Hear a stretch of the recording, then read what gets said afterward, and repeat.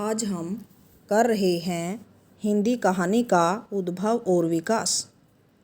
भारत में भी कहानी साहित्य की दीर्घ परंपरा उपलब्ध है। दीर्घ यानी कि लंबी परंपरा उपलब्ध है। वेदों तथा उपनिषदों में अनेक आख्यायिकाएँ प्राप्त होती हैं। आख्यायिकाएँ होता है कहानियाँ। हमारे रामायण, महाभारत, पुराणों, बौद्ध जातकों, जैन धर्म के ग्रंथों, पंचतंत्र, हितोपदेश, गुणाढ्य की वृत्त कथा और सोमदेव के कथा सरित सागर आदि में अनेक रोचक और उपदेशपूर्ण कथा कहानियाँ भरी पड़ी हैं। प्रथम कहानी का प्रश्न। हिंदी की प्रथम कहानी में जिस कहानी को स्वीकार किया जाए, यह एक अत्यंत महत्वपूर्ण प्रश्न है। कुछ विद्वानों ने सैयद इंसा अल्लाह खां की रानी केतकी की कहानी, राजा शिव प्रसाद की राजा भोज का सपना व भारतेंदु हरिश्चंद्र की अद्भुत अपूर्व स्वप्न आदि को प्रथम कहानी होने का गौरव प्रदान किया है। कुछ विद्वानों ने आधुनिक कहानी के नवीन दृष्टिकोण के आधार पर रानी केतकी की कहानी को हिंदी की प्रथम कहानी होने का गौरव प्रदान किया है। आरंभिक कहानियों का विवरण इस प्रकार है। इंदुमती किशोरीलाल गोस्वामी की, मन की चंचलता माधव प्रसाद मिश्र, प्लेग की चुड़ैल मास्टर भगवान दास, गुलबहार किशोरीलाल गोस्वामी, 11 वर्ष का समय रामचंद्र शुक्ल, पंडित और पंडितानी गिरिजा दत्त वाजपेयी, दुलारी वाली बंग महिला। आचार्य रामचंद्र शुक्ल था डॉक्टर गणपति चंद्र गुप्त ने इंदुमती को हिंदी की प्रथम मौलिक कहानी घोषित किया है। हिंदी कहानी के विकास को हम अध्ययन की सुविधा के लिए 4 भागों में बांट सकते हैं।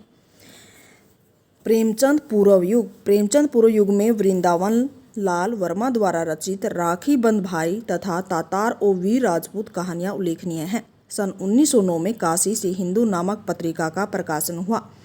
प्रसाद जी की कहानी ग्राम, रसिया बालम, विश्वम्भरनाथ शर्मा कौशिक द्वारा रचित रक्षाबंधन, पंडित पारसनाथ द्वारा रचित सुख की मौत, राधिका रमन प्रसाद द्वारा रचित कानों में कंगना आदि सभी कहानियाँ हिंदू में छपी।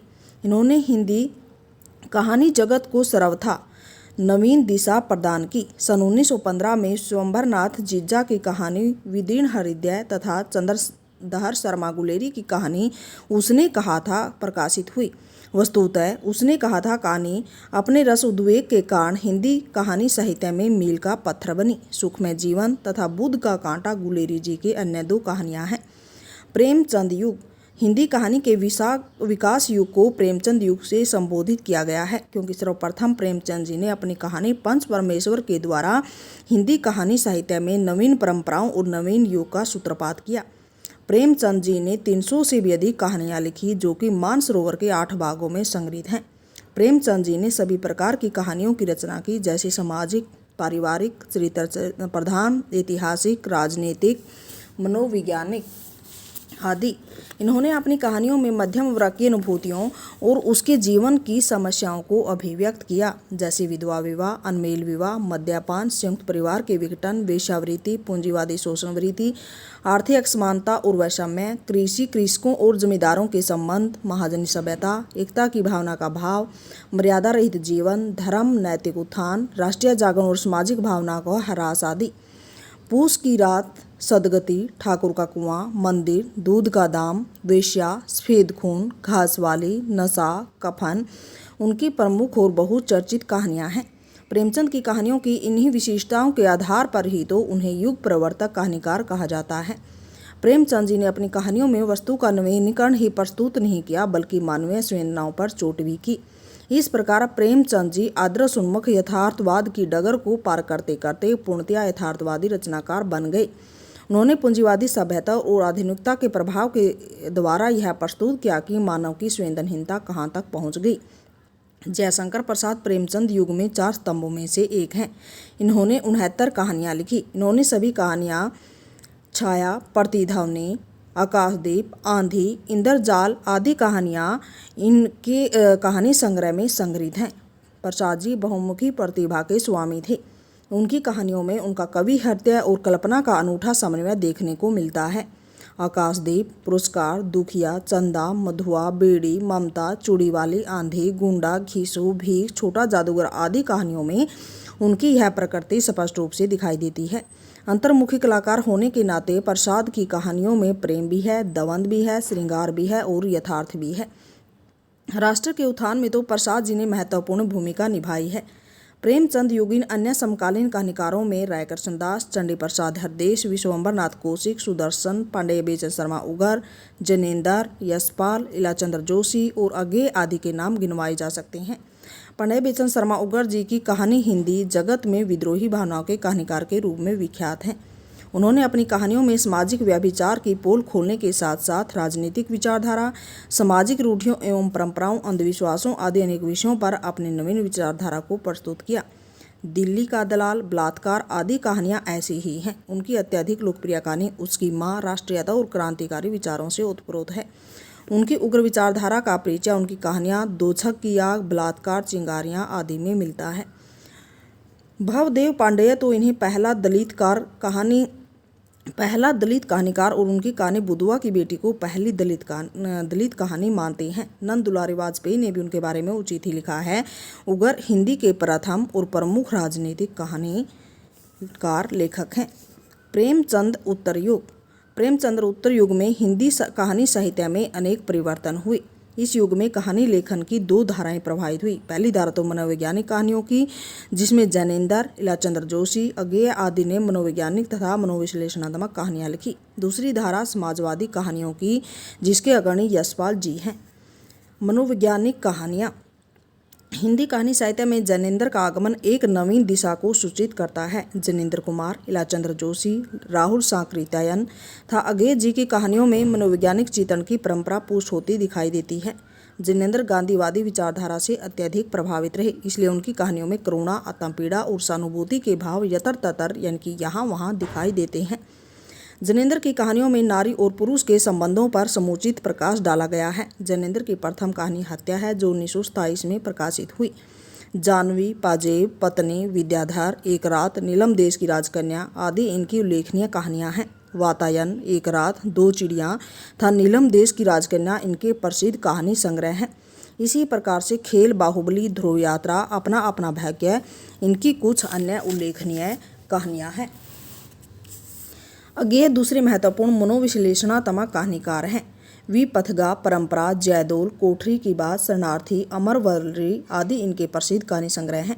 दी मालिका, हिलोर, मिठाई वाला आदि भगवती प्रसाद वाजपेयी की प्रमुख कहानियां हैं।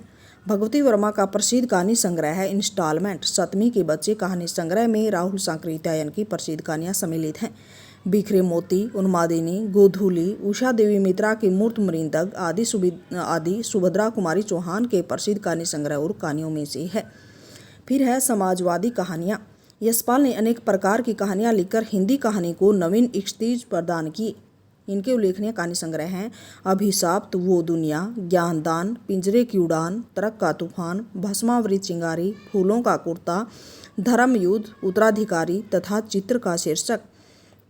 यशपाल मार्क्सवादी विचारधारा से प्रभावित कलाकार हैं, अतः इनकी कहानियों में जहाँ एक यथार्थवादी दृष्टिकोण देखने को मिलता है, वहीं दूसरी ओर समाज की कुरीतियों पर कटु प्रहार भी देखने को मिलता है। यशपाल ने कला और जीवन में स्वाभाविकता का समर्थन किया। इन्होंने सामाजिक, ऐतिहासिक, पौराणिक सभी विषयों पर कहानियाँ लिखी। यशपाल के साथ साथ राहुल सांकृत्यायन एवं रांगैया राघव भी समाजवादी कहानीकार कहे जा सकते हैं। रांगैया राघव की कहानी गदल एक ऐसी ही कहानी है। उपेंद्र नाथ हंस की सामाजिक कहानियाँ यशपाल के दृष्टिकोण से मिलती जुलती हैं। पिंजरा, पाषाण, मोती, मरुस्थल, खिलौने, चट्टान, जादूगरनी, चित्रकार की मौत आदि इनकी उल्लेखनीय कहानियाँ हैं। चंद्रगुप्त, विद्या अलंकार तथा रामप्रसाद पहाड़ी के नाम भी विशेष रूप से उल्लेखनीय हैं। आंचलिक कहानियाँ। छठे दशक में हिंदी कहानी साहित्य में सर्वथा एक नवीन कहानी शिल्प का विकास हुआ। आंचलिक उपन्यासों के समान आंचलिक कहानियाँ भी लिखी जाने लगी। फणीश्वर नाथ रेणु की लाल पान की बेगम और तीसरी कसम आदि आंचलिक कहानियाँ हैं। शिव प्रसाद की आर पार की माला, मुर्दाश्रय तथा इन्हें भी इंतजार है आदि प्रसिद्ध कहानी संग्रह हैं। गुलरा के बाबा तथा हंसा जाए अकेला मार्कंडेय की प्रसिद्ध आंचलिक कहानियाँ हैं। इस प्रकार की कहानियों में उन्होंने अंचल विशेष के जनजीवन को उभारने का प्रयास किया है। वेशभूषा, रहन सहन, गालियाँ, व्यंग्य, ताने, खान पान आदि के चित्रण के कारण ये कहानियाँ काफ़ी रोचक बन पड़ी हैं। स्वातंत्र्य युग। स्वतंत्रता प्राप्ति के पश्चात हिंदी जगत में क्रांतिकारी परिवर्तन आया। छायावाद, प्रगतिवाद, प्रयोगवाद, नई कविता, साठोत्री कविता आदि के समान हिंदी कहानी साहित्य में भी नई कहानी, सचेतन कहानी, समांतर कहानी तथा सक्रिय कहानी आदि अनेक आंदोलन चल निकले। सबसे पहले यह नई कहानी सन 1950 में राजकमल प्रकाशन द्वारा नई कहानी पत्रिका का प्रकाशन होने लगा। इसके संपादक भैरव प्रसाद गुप्त थे। इस पत्रिका के माध्यम से डॉक्टर नामवर सिंह ने हिंदी कहानी को नई कहानी की संज्ञा प्रदान की। नई कहानी में मध्य वर्ग का यथार्थ चित्रण देखने को मिलता है। सामाजिक विसंगतियाँ नई कहानी का प्रमुख प्रतिपाद्य हैं, यानी कि उद्देश्य है। निर्मल वर्मा, अमरकांत, भीषम साहनी, मोहन राकेश, अगेय, उषा प्रेमदा, मार्कंडेय, कमलेश्वर, धर्मवीर भारती आदि कुछ ऐसी ही कहानियां हैं जहां कहानीकार स्वयं ही दृष्टा और स्वयं ही भोक्ता भी है, स्वयं ही तटस्थ दर्शक भी है। उसका अंतर्मन भी खुला है और भारी रूप भी। उसका शिल्प भी नवीन है और मानव भी। नई कहानी के अन्य समर्थ अक्षरों में निर्मल वर्मा, उषा प्रेमदा, मन्नू भंडारी, फणीश्वरनाथ रेणु, श्रीकांत वर्मा, रविंद्र कालिया, ममता कालिया, कृष्णा सोबती, शिवानी और काशीनाथ सिंह आदि उल्लेखनीय हैं। उसके बाद है साठोत्री कहानी। साठोत्री कहानियों का दौर 1960 के बाद ही आरंभ हुआ। इस युग में बेरोजगारी की समस्या भी तीव्रता से बढ़ी। बदलती परिस्थितियों के कारण कहानी में भी अनेक आंदोलन चल पड़ते हैं, किंतु कुछ कहानीकारों को छोड़कर अन्य कहानीकारों की कहानी में कहानीपन का अभाव स्पष्ट दिखाई पड़ता है। भले ही उन्होंने शिल्प की दृष्टि से कुछ नवीन प्रयोग किए हों, परंतु उनकी कहानियाँ पाठकों की संवेदना और जन्म से दूर की ही कहानियाँ हैं। साठोतर कहानी में ज्ञानरंजन ने पूंजीवादी व्यवस्था के भयानक दुष्चक्र को पहचानने की कोशिश की। संबंध, हास्यरस, दाम्पत्य, रचना प्रक्रिया आदि उनकी ऐसी ही कहानियाँ हैं, लेकिन घंटा और बहिर्गमन में दायरा बढ़ा लिया है। साठोत्री कहानियों में काशीनाथ सिंह, रविंद्र कालिया, महेंद्र भल्ला, श्रीकांत, ममता कालिया के नाम गिनवाए जा सकते हैं। काशीनाथ सिंह की कहानी कविता की नई तारीख भूमि से जुड़ी हुई कहानी है।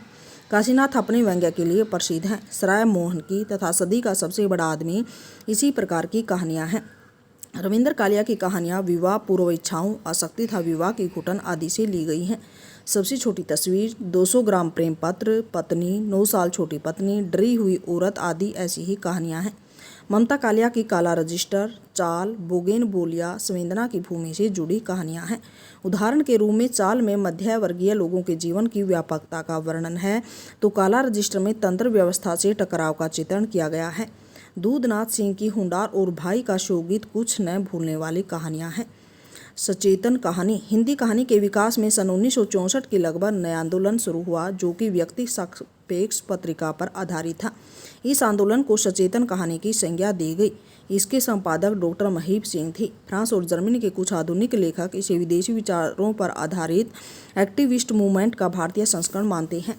सचेतन कहानीकारों में जिन कहानीकारों के नाम गिनवाए जा सकते हैं वो हैं महीप सिंह, नरेंद्र कोहली, बलराज पंडित, श्याम परमार, योगेश गुप्त, वेदराही, राजकुमार भरमर, कुलभूषण, सुखबीर, जगदीश चतुर्वेदी और महनर चौहान आदि। उसके बाद है समानांतर कहानी। इसका प्रारंभ सन 1972 के आसपास माना जाता है। इसकी समय अवधि सन 1972 से 1978 तक मानी जाती है। इस आंदोलन में विशेष रूप से वर्तमान समय के दस्तावेज और सामान्य जन के यथार्थ को चित्रित किया गया है।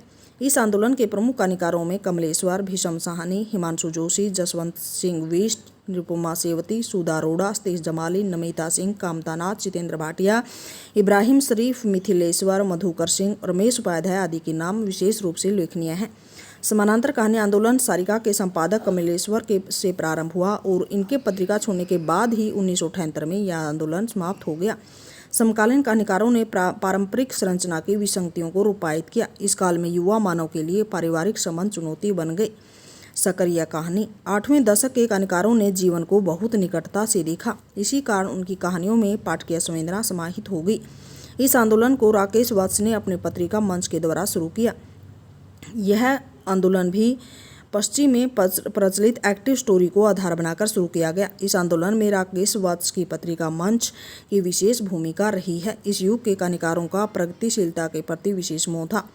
इसके 78वें अंक के कहानीकारों में वीरेंद्र मेहंदी रत्ता, सुरेश मेनन, चित्रा मुदगल, रमेश बत्रा, स्वदेश भारती आदि के नाम विशेष रूप से उल्लेखनीय हैं। मंच का अंक 79 भी सक्रिय कहानी विशेषांक के रूप में निकालने की घोषणा की गई। इसके कहानीकारों में मधुरेश, सुरेंद्र चौधरी, धनंजय वर्मा, मैनेजर पांडेय, भीषम साहनी, कामता नाथ, सुरेश सेठ, निरुपमा सेवती, अतुल वीर अरोड़ा और राकेश वत्स आदि के नाम गिनवाए जा सकते हैं। निष्कर्षतः उपर्युक्त विवेचन से यह बात पूर्णतया यानी कि पूरी तरह से स्पष्ट हो जाती है कि आज के कहानीकारों में वैचारिकता के अभाव के साथ साथ अपने सच का भी अभाव दिखाई पड़ता है। जिस प्रकार बचपन का देखा गांव आज बदल गया होगा, यदि लेखक इस सच्चाई को भूलने का प्रयत्न करेगा तो वह निश्चय से असफल होगा। प्रगतिशीलता का अर्थ यह लगाना तर्कसंगत नहीं है कि जो भी कुछ गलत हो रहा है उसका कारण उच्च वर्ग है। केवल उच्च वर्ग ही शोषकों की श्रेणी में आता है।